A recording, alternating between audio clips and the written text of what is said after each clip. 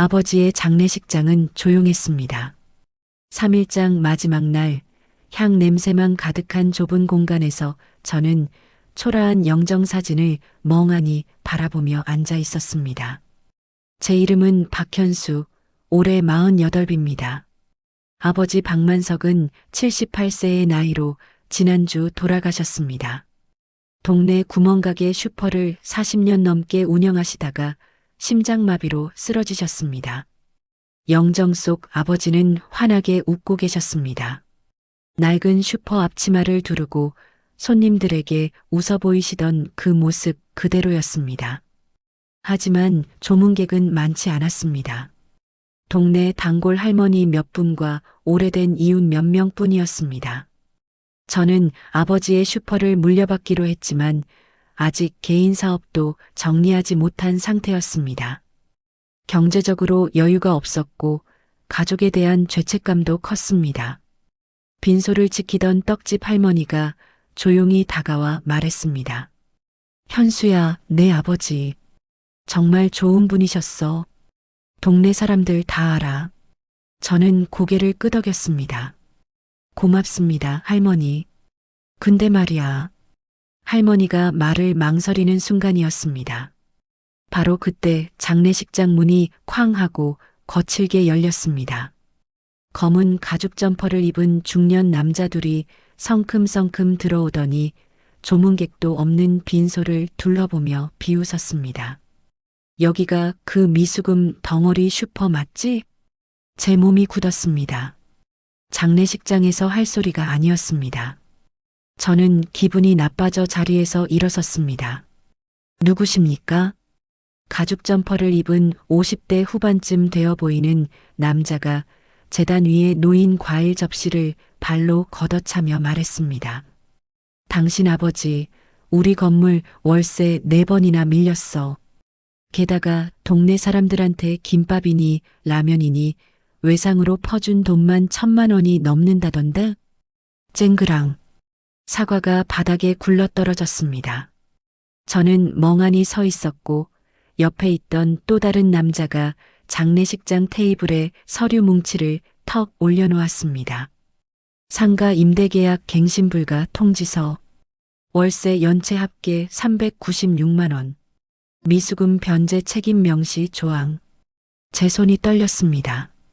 지금 장례식장에서 이러시는 겁니까? 가죽 점퍼 남자가 제 앞으로 다가왔습니다.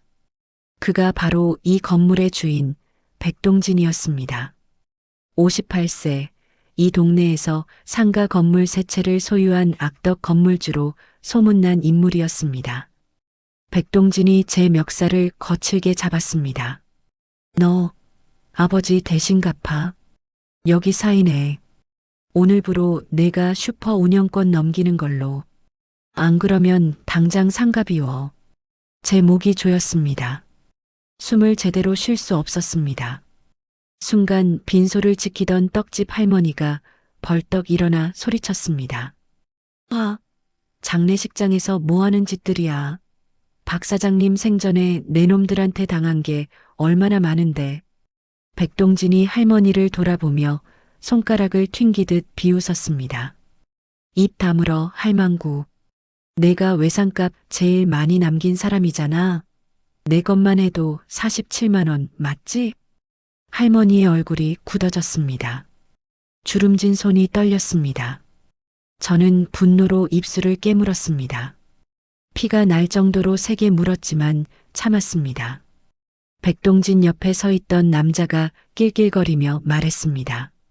사장님, 이 집 애들 학교 등록금도 밀렸다던데요? 이거 완전 거지 집안 아닙니까? 그 남자의 이름은 철만이었습니다. 백동진의 앞잡이로 동네를 돌아다니며 각종 사기를 치는 인물이었습니다. 백동진이 제 아버지의 영정사진을 손가락으로 가리키며 마지막으로 냉정하게 말했습니다. 그 인간은 동네 봉사자 흉내 내다가 죽은 거야. 돈도 못 벌면서 남 퍼주기만 하고 그 빚 내가 다 떠안아. 안 그러면 법적 조치 들어간다. 그리고 그는 영정 옆에 놓인 봉투함을 거칠게 뒤집어 버렸습니다. 휙! 하얀 봉투들이 바닥에 흩어졌습니다. 조의금 봉투였습니다. 철만이 그 봉투들을 발로 차며 킥킥거렸습니다. 이것밖에 없어요? 완전 쪽박이네. 백동진과 철만은 빈소를 완전히 엉망으로 만들어 놓고 문을 박차고 나갔습니다. 저는 그 자리에 주저앉아 버렸습니다. 무릎이 풀렸습니다. 힘이 하나도 없었습니다. 아버지가 마지막까지 숨기고 싶었던 세상과 마주한 느낌이었습니다. 바닥에 흩어진 봉투들을 하나씩 주우며 눈물이 났습니다. 아버지, 이게 뭡니까? 왜 이런 일을? 떡집 할머니가 제 옆에 무릎을 꿇고 앉으며 조용히 말했습니다. 현수야, 내 아버지가 왜 외상을 주셨는지 아직 내가 모르는 이유가 있어. 저는 고개를 들어 할머니를 바라봤습니다. 무슨 말씀이세요? 할머니의 눈가에 눈물이 맺혔습니다. 내 아버지는 정말 착한 분이셨어. 외상을 준 게 아니라 돈 없는 사람들한테 그냥 주신 거야. 나도 옆집 생선가게 아저씨도 다들 그래. 그럼 1,000만 원은 거짓말이야. 저 새끼들이 조작한 거야. 그때 옆에서 듣고 있던 생선가게 아저씨가 작은 목소리로 말했습니다. 현수야, 그리고 내 아버지가 남긴 장부가 2개 있어. 제 심장이 빠르게 뛰기 시작했습니다. 2개요? 응. 하나는 외상장부, 손님들 보라고 놔둔 거. 그런데 다른 하나는 내 아버지만 숨겨둔 비밀 장부가 있더라. 할머니가 고개를 끄덕이며 말을 이었습니다. 그걸 내가 꼭 봐야 해. 그 안에 진실이 다 들어있어. 순간 제 가슴이 크게 쿵 내려앉았습니다. 숨겨진 장부 2개? 그 안에 대체 뭐가 있는 거지? 그날 저녁 장례식이 끝나고 저는 아버지의 슈퍼로 돌아갔습니다. 20평도 안 되는 작은 가게였습니다. 낡은 진열대, 오래된 냉장고, 삐걱거리는 계산대. 카운터 옆 벽에는 아버지가 손수 쓰신 문구가 붙어 있었습니다. 베푼 마음은 반드시 돌아온다. 저는 그 글귀를 보며 한참을 서 있었습니다. 아버지는 정말 그렇게 믿으셨을까요? 아니면 스스로를 위로하기 위해 쓰신 걸까요? 카운터 서랍을 열었습니다. 낡은 외상장부 한 권이 놓여 있었습니다. 펼쳐보니 빼곡하게 적힌 이름들과 금액들이 보였습니다. 떡집 할머니 마이너스 라면 3,000원, 생선가게 마이너스 김밥 5,000원, 옆집 아주머니 마이너스 우유 2,500원. 모두 작은 금액들이었습니다. 1,000만 원과는 거리가 멀었습니다. 그런데 이상했습니다. 장부 뒷표지를 만져보니 두께가 달랐습니다. 뭔가 더 있는 것 같았습니다. 조심스럽게 뒷표지를 벗겨내자 그 안에서 또 다른 장부가 나왔습니다. 얇고 낡은 숨겨진 장부였습니다. 표지에는 아버지의 떨리는 필체로 이렇게 적혀 있었습니다. 현수야, 이걸 보게 된다면. 제 손이 떨렸습니다. 첫 페이지를 펼쳤습니다. 거기에는 아버지의 글씨가 빼곡했습니다. 2022년 3월 5일 마이너스 백동진이 월세를 또 올리겠다고 협박했다. 40만 원에서 60만 원으로. 계약서에도 없는 일인데 안 그러면 내쫓겠다고 했다. 2022년 5월 12일 마이너스 철만이라는 자가 찾아와 관리비 명목으로 10만 원을 요구했다. 영수증도 안 주고 가져갔다. 2022년 8월 23일 마이너스 백동진이 공과금을 이중으로 청구했다. 전기세 15만 원을 2번 냈다. 증거는 없다. 2023년 2월 7일 마이너스 철만이 외상값 대신 갚아주겠다며 돈을 빌려갔다. 200만 원. 돌려받지 못했다. 2023년 6월 15일 마이너스 백동진이 CCTV를 확인하겠다며 가게에 들어와 나를 밀쳤다. 넘어져서 팔에 타박상을 입었다. 병원비 38만 원. 페이지를 넘길 때마다 제 눈에서 눈물이 흘러내렸습니다. 아버지는 이 모든 걸 혼자 견디고 계셨던 겁니다. 마지막 페이지에는 이렇게 적혀 있었습니다. 현수야, 아버지는 내가 이 장부를 볼까봐 무서웠다. 내가 나 때문에 싸우게 될까봐. 하지만 만약 이걸 보게 된다면 아버지 억울함 좀 풀어다오. 그리고 이 동네 사람들, 다들 좋은 사람들이야. 같이 손잡고 살아라. 마이너스 아버지가. 저는 장부를 가슴에 꼭 안고 목 놓아 울었습니다. 아버지는 끝까지 저를 보호하려고 하셨던 겁니다. 이 장부를 숨기면서까지. 하지만 이제는 달랐습니다. 저는 일어섰습니다. 장부를 펼쳐 다시 한번 천천히 읽었습니다. 날짜, 금액 내용, 증거.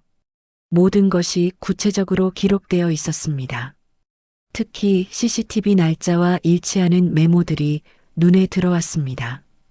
2023년 6월 15일 마이너스 CCTV. 그날 영상이 아직 남아있을지도 모릅니다. 저는 주먹을 꽉 쥐었습니다. 아버지, 이제 제가 하겠습니다. 억울함 반드시 풀어드리겠습니다. 창밖으로 밤이 깊어가고 있었습니다. 하지만 제 안에서는 뜨거운 무언가가 타오르기 시작했습니다. 분노가 아니었습니다. 정이었습니다. 아버지가 평생 지키려 했던 이 동네를, 이 사람들을, 그리고 아버지의 명예를 이제는 제가 지킬 차례였습니다. 아버지 장례를 마친 다음 날 아침, 저는 슈퍼 창고로 향했습니다.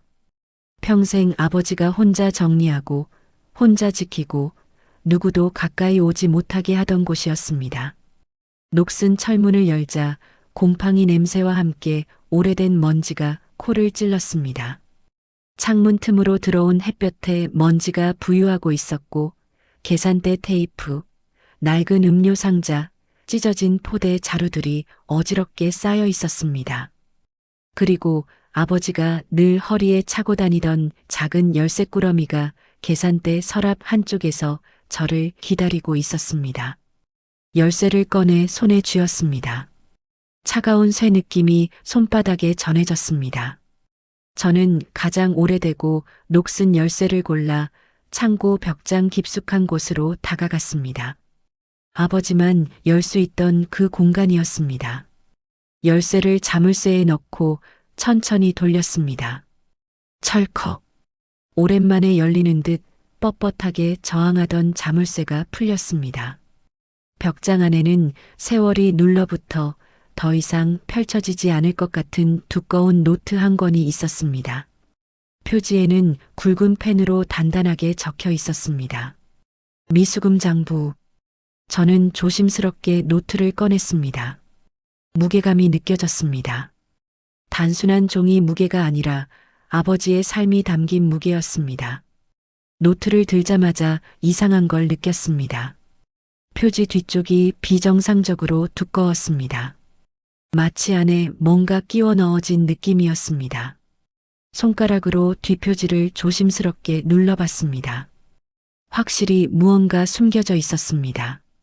저는 손톱으로 뒷표지를 천천히 밀어보았습니다. 찰칵. 종이 두께가 벌어지며 아버지가 투명 테이프로 여러 겹봉이 난 작은 공간이 나타났습니다. 숨을 멈추고 테이프를 조심스럽게 벗겨냈습니다. 안에는 또 하나의 얇은 장부가 있었습니다. 표지는 달랑 한 줄만 적혀 있었습니다. 절대로 열지 마라. 현수야, 미안하다. 순간 숨이 턱 막혔습니다. 아버지가 평생 저한테 하지 못한 말, 그 마지막 문장이 고스란히 박혀 있었습니다. 손이 심하게 떨렸습니다. 저는 떨리는 손으로 장부를 천천히 펼쳤습니다. 그리고 첫 페이지에서 완전히 멈춰버렸습니다. 거기에는 아버지의 떨리는 필체가 빼곡하게 적혀 있었습니다. 2022년 7월 18일 마이너스 동진이 또 와서 협박했다. 월세 올린 거 말하지 말라고. 안 그러면 슈퍼 내놓으라고 했다. 백동진. 어제 장례식장에서 난동을 부리던 그 건물주였습니다. 아버지는 불법 월세 인상을 알고 있었던 겁니다. 그리고 그걸 세입자들에게 알리지 말라고 억압당하고 있었던 것입니다. 다음 주를 읽는 순간 제 주먹이 저절로 쥐어졌습니다. 2022년 8월 2일 마이너스 철만이가 또 찾아왔다. 외상장부 조작하라며 30만 원 요구했다. 거절하자 다음날 정수기선이 끊어져 있었다. 철만. 동네 사기꾼으로 악명 높던 그 남자였습니다.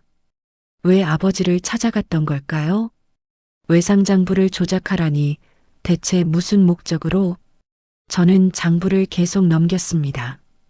2022년 9월 5일 마이너스 백동진이 관리비 명목으로 20만 원을 또 가져갔다. 영수증은 주지 않았다. 항의하려 했지만 철만이 옆에 서 있어서 말을 못했다. 2022년 10월 12일 마이너스 전기세가 2번 청구됐다. 15만 원씩 2번.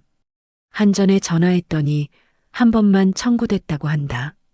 백동진이 가짜 고지서를 만든 것 같다. 2023년 1월 23일 마이너스 철만이 외상값 대신 갚아주겠다며 200만 원을 빌려갔다. 차용증도 없다. 돌려받지 못할 것 같다. 페이지를 넘길 때마다 제 심장이 빠르게 뛰었습니다. 아버지는 이 모든 걸 혼자 견디고 계셨던 겁니다. 다음 페이지에서 더 충격적인 내용이 나왔습니다. 2023년 6월 15일 마이너스 백동진과 철만이 함께 왔다. CCTV 확인하겠다며 가게 안으로 들어왔다. 백동진이 나를 밀쳤다. 계산대 모서리에 부딪혀 팔에 타박상을 입었다.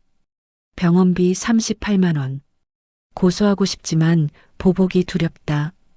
2023년 8월 20일 마이너스 백동진과 철만이 외상장부를 보여주며 큰 소리를 냈다.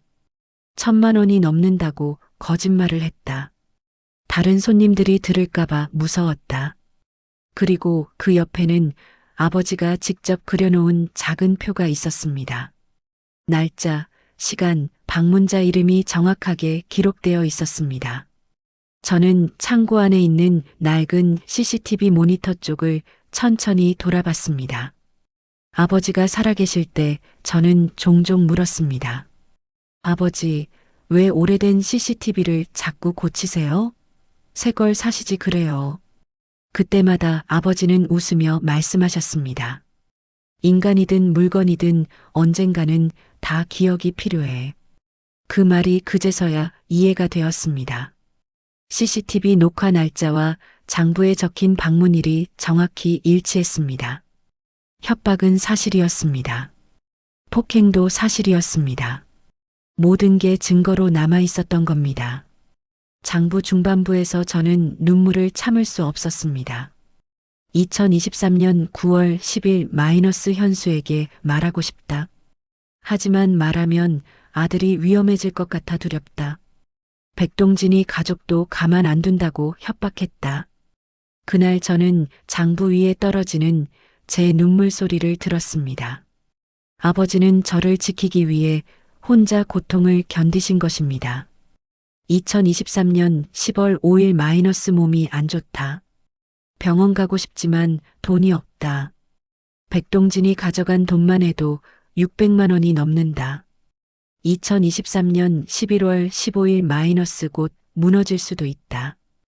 혹시 내가 먼저 가면 장부 뒤쪽에 더 있다. 현수야, 아버지 대신 싸워다오. 숨이 멎을 것 같았습니다. 장부 뒤쪽? 저는 마지막 페이지까지 빠르게 넘겼습니다. 거기에 갈색 테이프로 봉인된 또 하나의 메모가 붙어 있었습니다. 테이프는 세월에 누렇게 변해 있었고 종이는 찢어질 듯 위태로웠습니다.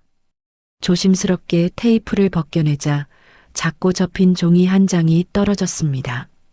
펼쳐보니 거기엔 이렇게 적혀 있었습니다. 백동진이 너를 노린다. 외상 빌미로 슈퍼를 빼앗으려 한다. 철만은 그의 앞잡이다. 둘이 짜고 여러 상가를 같은 방법으로 빼앗았다. 증거는 CCTV에 있다. 그놈들 꼭 밝혀라. 내 대신. 마지막 글씨는 떨려서 거의 알아볼 수 없었습니다. 저는 장부를 가슴에 꼭 끌어안고 한참 동안 말을 잇지 못했습니다. 그때 창고 밖에서 인기척이 들렸습니다. 현수야? 문을 열자 슈퍼 바로 옆 분식집 아주머니와 단골 주민 두 사람이 조심스럽게 서 있었습니다. 그 장부 찾았구나. 저는 멍하니 그들을 바라봤습니다.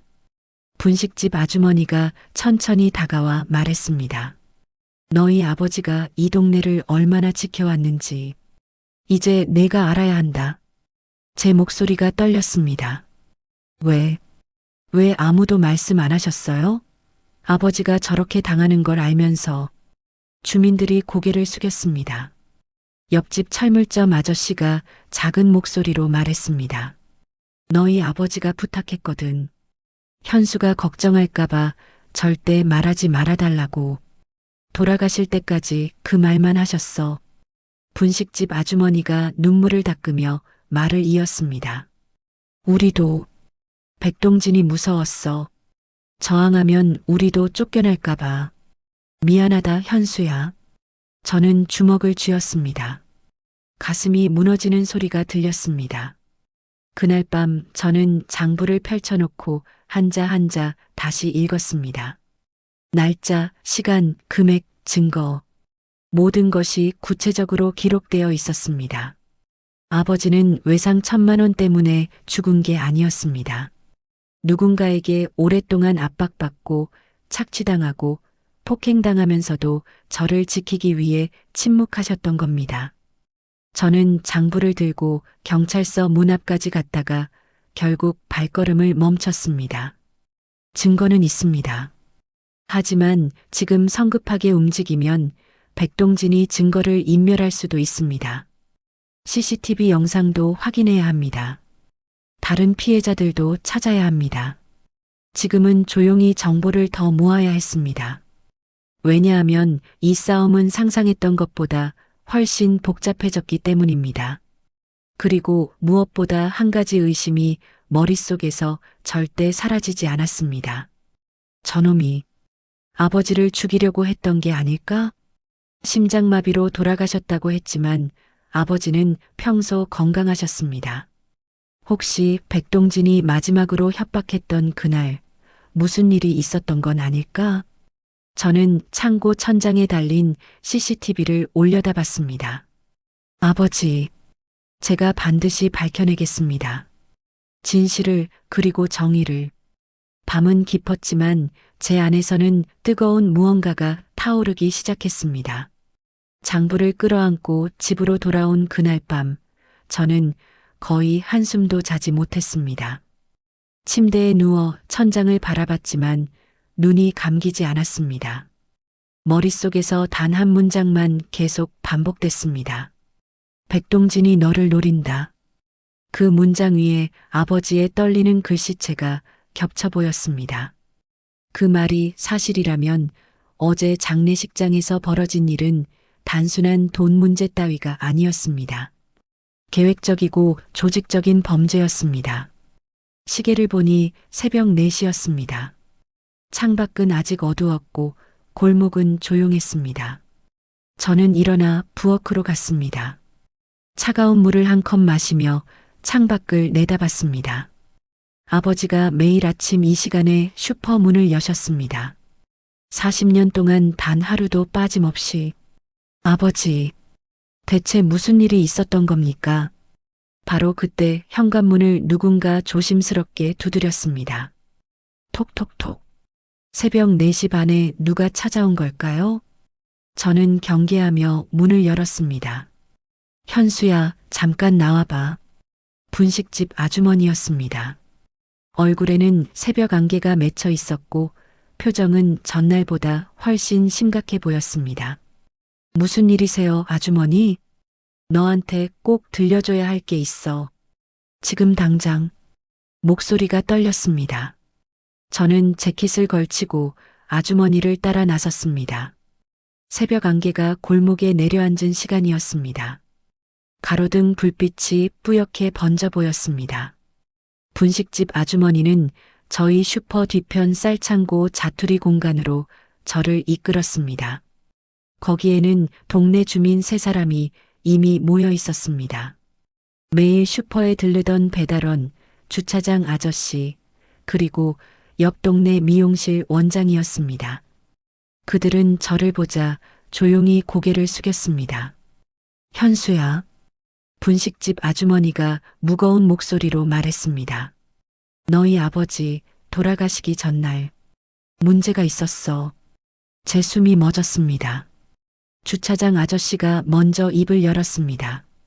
60대 중반쯤 되어 보이는 그는 평소 말이 별로 없는 분이었습니다.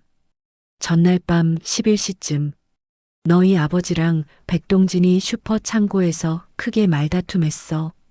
제 눈이 커졌습니다. 그 소리가 골목 끝까지 들렸어. 내가 차 정리하다가 직접 들었으니까. 주차장 아저씨는 기억을 짚듯 천천히 말을 이었습니다. 백동진이 이렇게 말하더라고. 내 말만 따르면 슈퍼는 계속 해먹게 해주겠다. 딱 서명만 하면 된다고. 협박이었습니다. 노골적인 협박이었습니다. 그리고 이어서 이런 말도 했어. 현수가 오기 전에 빨리 끝내자. 저 새끼가 나타나면 귀찮아진다고. 제 주먹이 저절로 쥐어졌습니다. 저를요? 그래. 너한테 들키기 전에 아버지를 넘기게 하려고 했던 거지. 슈퍼 운영권을. 미용실 원장이 덧붙였습니다.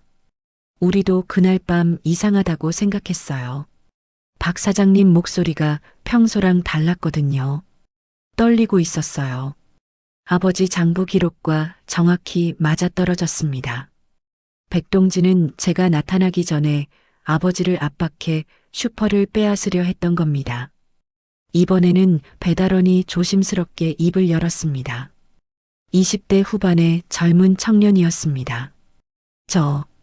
제가 본 거 말씀드릴게요. 그는 스마트폰을 꺼내 메모장을 열었습니다. 아버지 돌아가시기 하루 전, 정확히는 2024년 11월 20일 오후 3시쯤이었어요. 날짜까지 정확히 기억하고 있었습니다. 철만이가 슈퍼 뒤편에서 박 사장님을 밀어붙이는 걸 봤어요.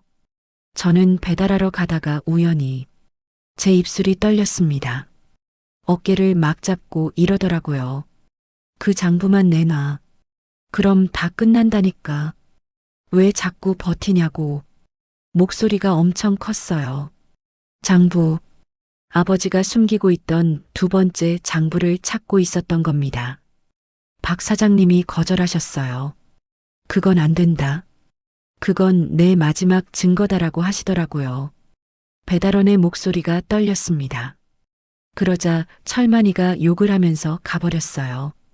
가면서 쓰레기 봉투를 발로 차고 슈퍼 화분도 넘어뜨리고 저는 그 모습 보고 너무 무서워서 그냥 지나쳤어요.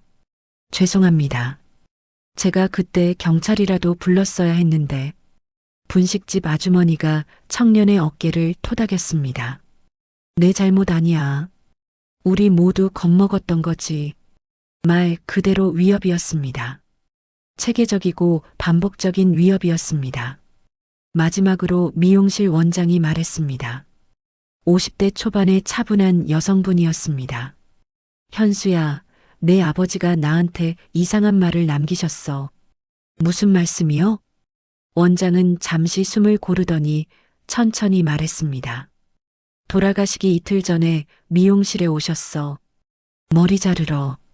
그런데 평소랑 다르게 말이 없으시더라고. 제가 물었죠. 사장님, 무슨 일 있으세요? 그랬더니 원장의 눈가가 붉어졌습니다.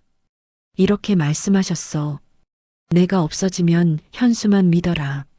그리고 이 동네를 지켜달라고. 제 심장이 쿵 하고 내려앉았습니다. 처음엔 농담인 줄 알았어요. 그런데 표정이 너무 진지하시더라고. 거울로 보니까 손이 떨리고 계셨어요. 저는 그대로 주저앉을 뻔했습니다. 아버지는 자신이 위험하다는 걸 알고 계셨던 겁니다. 그리고 주변 사람들에게 마지막 부탁을 남기신 겁니다. 3명의 증언을 듣자 제 머릿속에서는 이 모든 사건이 하나의 선으로 이어지기 시작했습니다. 백동진의 불법 월세 인상, 장부 조작 요구 사기꾼, 철만의 협박, 아버지의 두려움. 이 모든 것은 단순 심장마비로 결코 끝날 사건이 아니었습니다. 저는 쌀창고 낡은 의자에 앉아 두 손으로 얼굴을 감쌌습니다. 아버지는 살해 협박을 받았던 거네요. 그리고 그 스트레스 때문에 주민들은 조용히 고개를 끄덕였습니다. 주차장 아저씨가 무겁게 말했습니다. 박 사장님이 평소 혈압도 높으셨어? 그런데 저런 협박을 매일같이 받으면 심장이 버틸 수가 없지. 분식집 아주머니가 눈물을 닦았습니다. 우리가 진작 나섰어야 했는데. 분식집 아주머니가 두 손으로 제 손을 덮으며 말했습니다. 현수야, 너 혼자 싸우면 당해. 저놈들은 오래된 짬밥이야.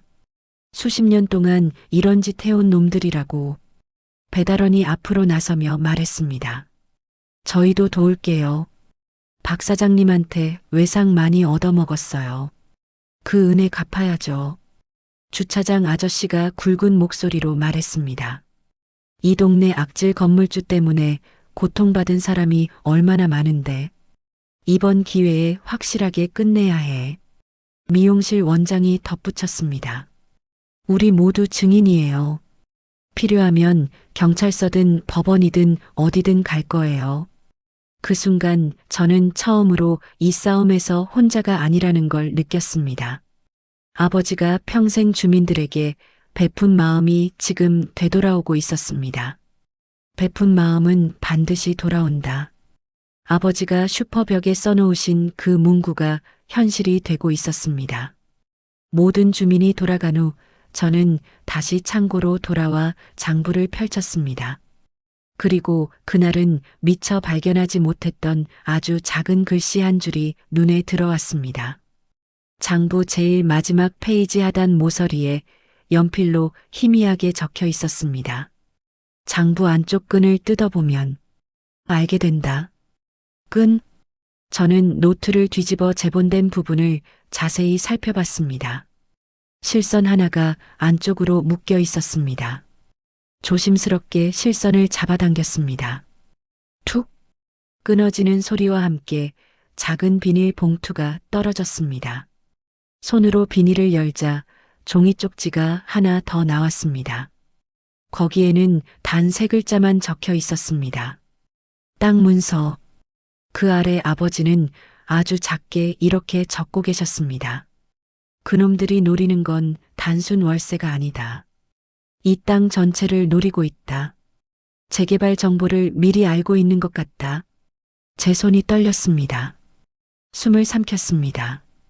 백동진이 왜 아버지를 그토록 괴롭혔는지, 왜 슈퍼를 빼앗으려 했는지 이제 완전히 다른 차원의 사건이 되어가고 있었습니다. 단순한 악덕 건물주가 아니었습니다. 재개발 정보를 이용한 조직적 범죄였던 겁니다. 저는 종이 쪽지를 가슴에 꼭 쥐고 창고 밖을 내다봤습니다. 동이 트고 있었습니다. 아버지, 이제 제가 끝까지 파헤치겠습니다. 진실을, 그리고 정의를. 장부에서 떨어진 작은 쪽지를 손에 쥐고 저는 한참을 멍하니 서 있었습니다. 거기 적힌 단 3글자, 땅 문서. 그 글자를 보는 순간 등골이 서늘해졌습니다. 아버지가 왜 그토록 두려움에 떨었는지, 백동진이 왜 그렇게 집요하게 아버지를 괴롭혔는지 그 이유가 조금씩 보이기 시작했습니다. 하지만 땅 문서가 대체 무엇을 의미하는지 아직 정확히 알 수 없었습니다. 저는 쪽지를 주머니에 넣고 장부를 들고 분식집으로 향했습니다. 아침 8시 분식집은 막 문을 열 준비를 하고 있었습니다. 아주머니, 현수야, 이른 시간에 무슨 일이야? 저는 장부와 쪽지를 보여드렸습니다. 이게 무슨 뜻인지 아세요? 땅 문서라는 게. 분식집 아주머니는 쪽지를 보더니 갑자기 얼굴이 굳어졌습니다. 창문 쪽을 확인하고 문을 닫으며 낮은 목소리로 말했습니다. 현수야, 혹시 그 땅이 어디인지 알고 있니? 아니요. 아버지는 한 번도 땅 얘기를 안 하셨어요. 아주머니는 깊은 한숨을 내쉬며 의자에 앉았습니다. 너희 아버지가 20년 전에 이 상가 처음 세울 때 주차장 뒤 골목에 작은 지분 땅을 사두셨어. 지분이요? 그게 그렇게 중요한 건가요? 아주머니는 천천히 고개를 끄덕였습니다. 그 땅이 작년부터 재개발 1구역에 들어갔어. 구청에서 정식 승인 났고 내년 3월부터 철거 시작한다고 공고도 떴어. 제 심장이 빠르게 뛰기 시작했습니다. 그러면 그 땅 보상금이 나오는 거네요? 그렇지. 지분만 있어도 보상금이 나오는 곳이야. 작은 땅이라도 최소 억 단위야. 저는 멍하니 서 있었습니다. 아주머니가 저를 똑바로 보며 말했습니다. 그리고 그 땅을 가장 탐냈던 사람이 누구겠어? 제 머릿속에 어제 장례식장을 짓밟고 갔던 악덕 건물주 백동진의 얼굴이 떠올랐습니다. 백동진. 맞아. 그놈은 이 동네 땅을 싹쓸이하려고 수십 년 동안 이런 짓을 해온 거야. 재개발 정보를 미리 알고 상인들을 괴롭혀서 헐값에 땅을 빼앗는 수법이지. 분식집 아주머니의 목소리가 떨렸습니다. 우리 옆집 생선가게 사장님도 3년 전에 똑같은 일 당했어. 결국 땅 넘기고 떠났지. 그때 보상금이 1억 5천만 원이었는데 백동진한테 3천만 원만 받고 쫓겨났어. 제 주먹이 저절로 쥐어졌습니다. 그날 오후 2시쯤 낯선 번호로 전화가 걸려왔습니다. 여보세요? 혹시 박현수 씨 맞으시죠? 저 아파트 관리사무소 직원 윤대식인데요. 네, 맞습니다. 무슨 일이신가요? 전화기 너머로 들리는 목소리는 불안하고 떨리고 있었습니다. 찾아뵙고 드릴 말씀이 있어서요. 혹시 오늘 저녁 괜찮으실까요? 사람들 눈에 안 띄는 곳에서 만나고 싶습니다. 저는 직감했습니다. 이 사람도 알고 있습니다. 아버지의 땅 문서에 대해. 어디로 갈까요? 관리사무소 지하 휴게실로 와주세요. 저녁 7시에. 저녁 7시 아파트 관리사무소 지하 휴게실. 형광등 불빛이 희미하게 깜빡이는 좁은 공간이었습니다. 30대 초반쯤 되어 보이는 젊은 남자가 구석 테이블에서 저를 기다리고 있었습니다. 박현수 씨, 맞으시죠? 네. 윤대식 씨시죠? 그는 주위를 조심스럽게 살피더니 가방에서 투명 파일 하나를 꺼냈습니다. 이거 백동진 회장이 며칠 전에 저보고 협박하며 가져오라고 했던 문서예요. 떨리는 손으로 건넨 종이를 펼쳐보니 거기에는 이렇게 적혀 있었습니다. 재개발 1구역 토지 지분 소유자 명단. 그 명단 중간쯤에 아버지의 이름이 보였습니다. 박만석 마이너스 6.5제곱미터. 제 손이 떨렸습니다. 이 땅, 보상금이 얼마나 나옵니까? 윤대식 씨가 작은 목소리로 답했습니다. 지금 추정으로는 최소 1억 8천만 원에서 2억 5천만 원 사이입니다. 평당 단가가 높아서요. 숨을 크게 들이켰습니다. 순간 모든 게 명확해졌습니다. 백동진의 목적은 외상장부가 아니었습니다. 1,000만 원 따위도 아니었습니다. 그는 처음부터 땅 지분 문서를 노리고 있었던 겁니다. 2억 원이 넘는 보상금을 혼자 차지하기 위해 아버지를 협박하고 괴롭힌 겁니다. 그리고 윤대식 씨가 더 조심스럽게 주위를 살피며 말을 이었습니다. 더 있어요. 이건 정말 제가 말해도 되는 건지 모르겠지만 말씀해 주세요. 그는 잠시 망설이다가 결심한 듯 말했습니다.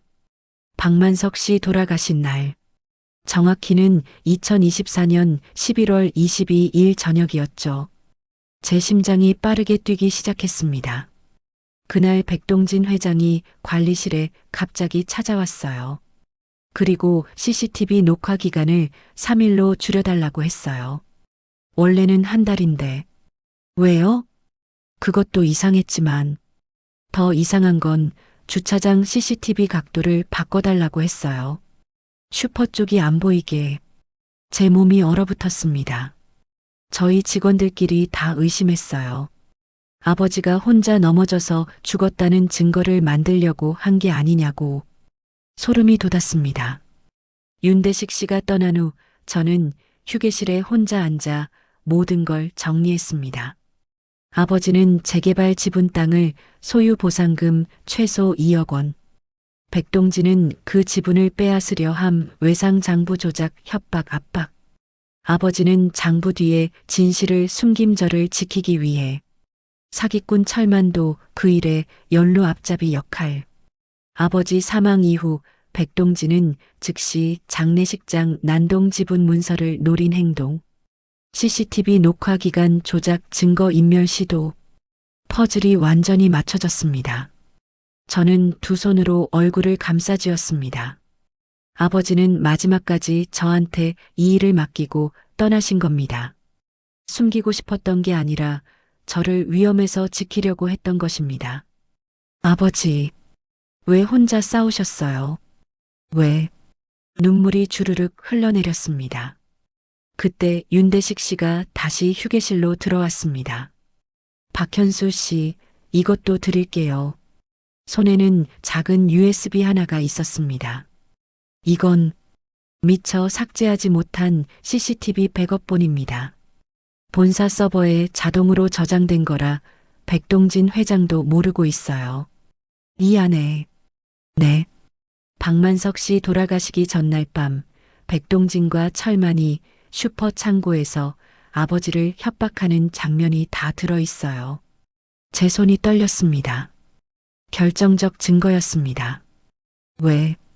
왜 이걸 저한테 주시는 겁니까? 윤대식 씨가 쓸쓸하게 웃었습니다. 저희 아버지도 3년 전에 백동진한테 당했거든요. 작은 철물점 하시다가 쫓겨나셨어요. 그때 받으신 충격으로 지금도 병원 계세요. 그의 눈에 눈물이 맺혔습니다. 이번엔 꼭 그놈을 잡아주세요. 저는 USB를 꼭 쥐고 고개를 끄덕였습니다. 감사합니다. 반드시 끝장내겠습니다. 그날 밤 슈퍼로 돌아와 문을 닫고 나오는데 골목 한가운데 검은 세단 한 대가 서 있었습니다. 엔진은 켜져 있었고 헤드라이트가 저를 비추고 있었습니다. 운전석 창문이 천천히 내려갔습니다. 그 안에서 백동진이 비릿하게 웃으며 저를 보고 있었습니다. 박현수, 좋은 얘기 좀 하자고. 조수석에는 철만이 팔짱을 끼고 앉아 있었습니다. 제 심장이 빠르게 뛰었지만 저는 그들의 얼굴을 똑바로 바라봤습니다. 백동진이 차에서 내려 저를 향해 천천히 걸어왔습니다. 내 아버지 땅 말이야. 그거 나한테 넘기면 1,000만 원 줄게. 어때? 괜찮은 거래 아니야? 1,000만 원. 2억 원짜리 땅을 1,000만 원에 넘기라는 소리였습니다. 안 그러면 백동진이 제 어깨에 손을 올리며 위협적으로 말했습니다. 내 아버지처럼 될 수도 있어. 조심해야지, 응? 그 순간 제 안에서 뜨거운 무언가가 폭발했습니다. 하지만 저는 참았습니다. 지금 여기서 감정적으로 대응하면 안 됩니다. 저는 백동진의 손을 천천히 떼어내며 차갑게 말했습니다. 당신들이 시작한 싸움, 이제 제가 끝냅니다. 백동진의 얼굴이 일그러졌습니다. 경찰서에서 뵙겠습니다. 저는 등을 돌려 골목을 걸어 나갔습니다. 뒤에서 백동진이 고함을 질렀지만 저는 멈추지 않았습니다. 주머니 속 USB를 꼭 쥐고 걸었습니다. 아버지, 이제 시작합니다.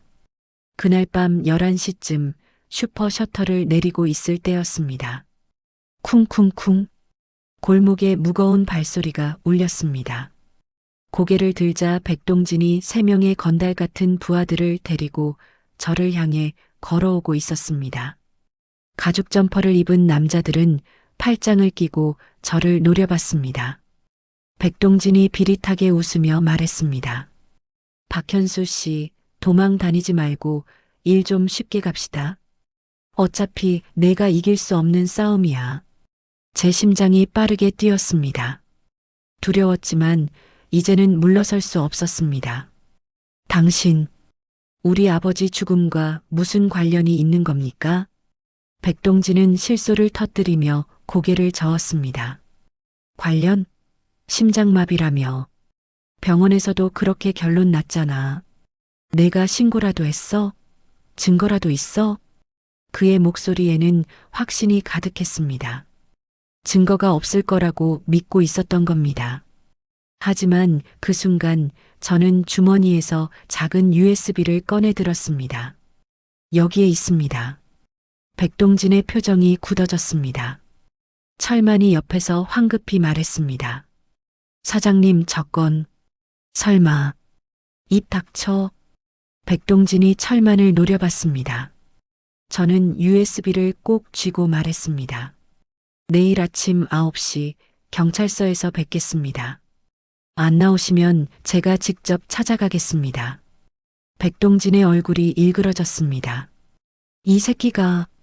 하지만 저는 이미 돌아서서 골목을 벗어나고 있었습니다.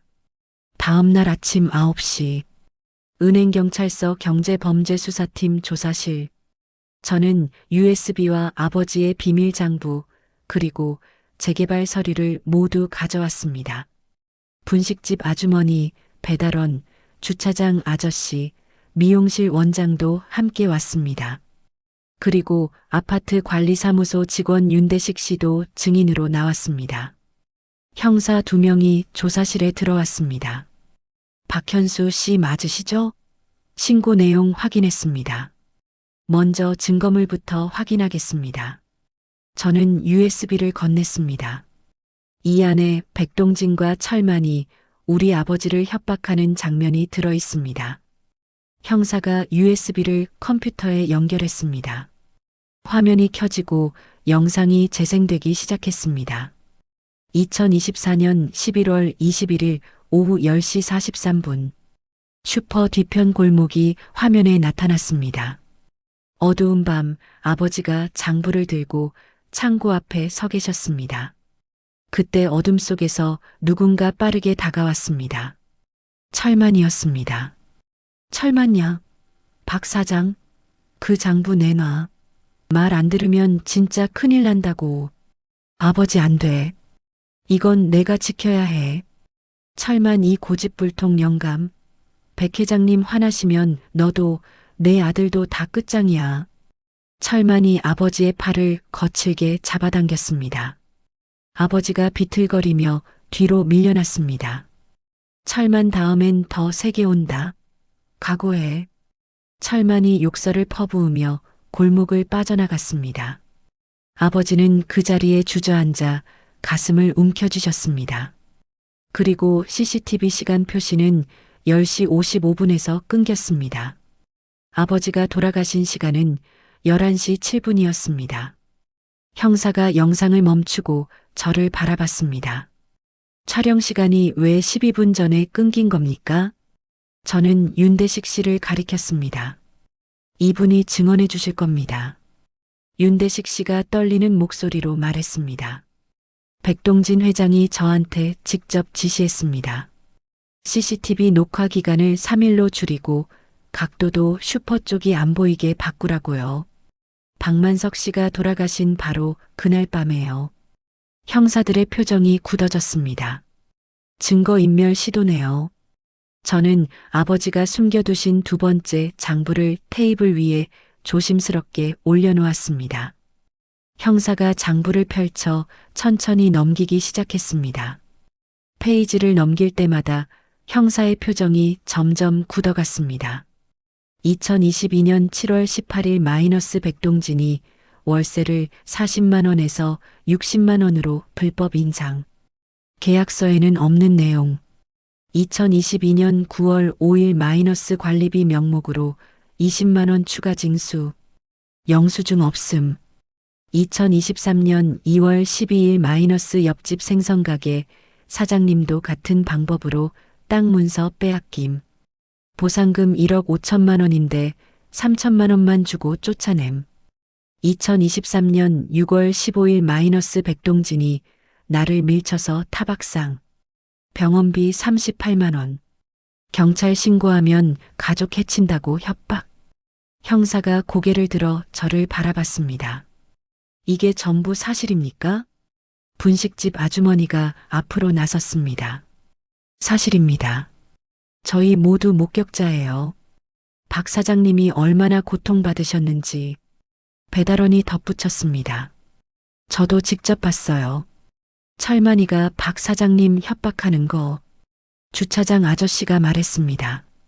전날 밤 백동진이 박 사장님한테 현수 오기 전에 서명하라고 소리치는 거 들었어요. 형사가 장부 마지막 페이지를 펼쳤습니다. 거기에는 재개발 지분 소유자 명단과 보상금 추정액이 적혀 있었습니다. 박만석 마이너스 6.5제곱미터 마이너스 예상 보상금 2억 3천만 원. 그 옆에 아버지의 메모가 있었습니다. 백동진이 노리는 건 이 돈이다. 절대 넘기지 마라. 형사가 자리에서 일어나며 말했습니다. 충분합니다. 백동진과 최철만을 긴급 체포하겠습니다. 1시간 후 백동진의 사무실. 형사 4시 영장을 들고 들어갔습니다. 백동진 씨 부당이득 협박 폭행 증거인멸 혐의로 긴급 체포합니다.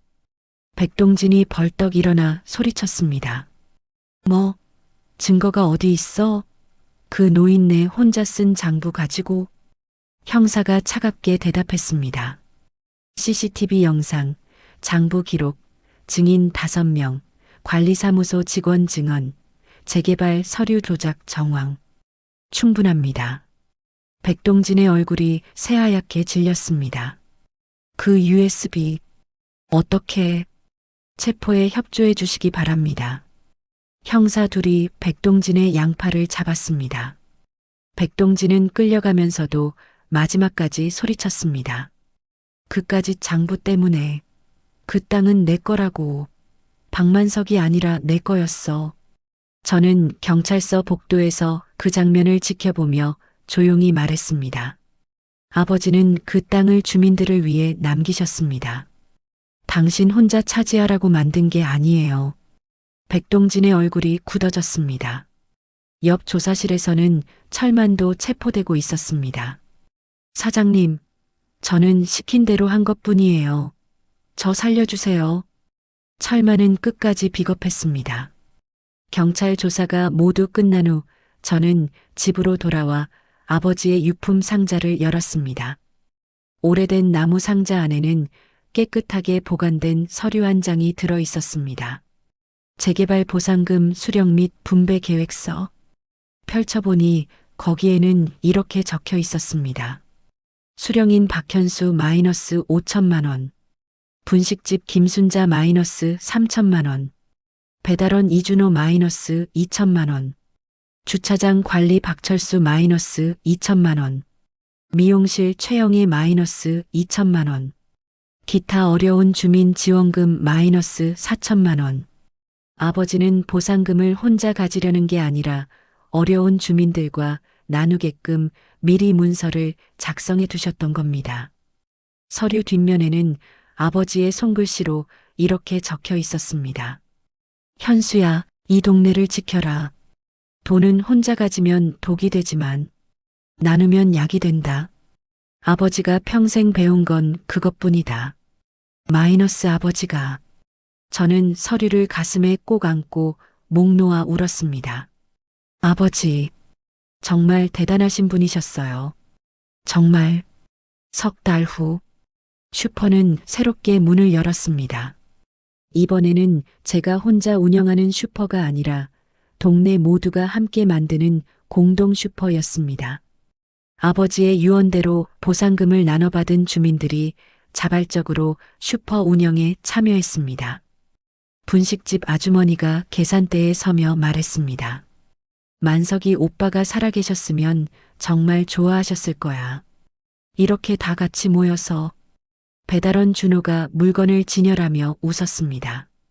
박 사장님이 우리한테 베풀어 주신 거, 이제 우리가 갚을 때죠. 이 동네 지키는 거.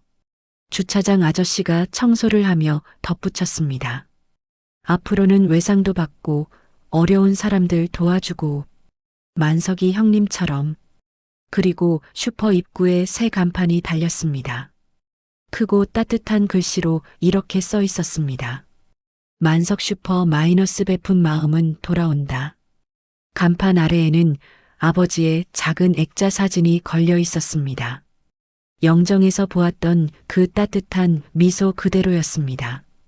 미용실 원장이 꽃다발을 아버지 사진 앞에 놓으며 말했습니다. 사장님, 편히 쉬세요. 여기는 저희가 지킬게요. 저는 아버지 사진 앞에 서서 조용히 속삭였습니다. 아버지, 약속 지켰습니다. 이 동네 제가 지키겠습니다. 아버지가 사랑하신 이 사람들과 함께. 슈퍼 문이 열리고 손님들이 하나둘 들어오기 시작했습니다. 만석 슈퍼 다시 열었네. 아, 진짜 다행이다. 여기 없으면 불편했는데. 박 사장님 아드님이 이어받으셨구나. 잘하셨어요. 저녁이 되자 슈퍼는 따뜻한 불빛으로 가득 찼습니다. 골목을 비추는 그 불빛은 아버지의 마음처럼 오래도록 따뜻했습니다. 밤하늘에는 별이 떠올랐습니다. 저는 하늘을 올려다보며 마지막으로 한 번 더 말했습니다. 아버지 사랑합니다. 그리고 고맙습니다.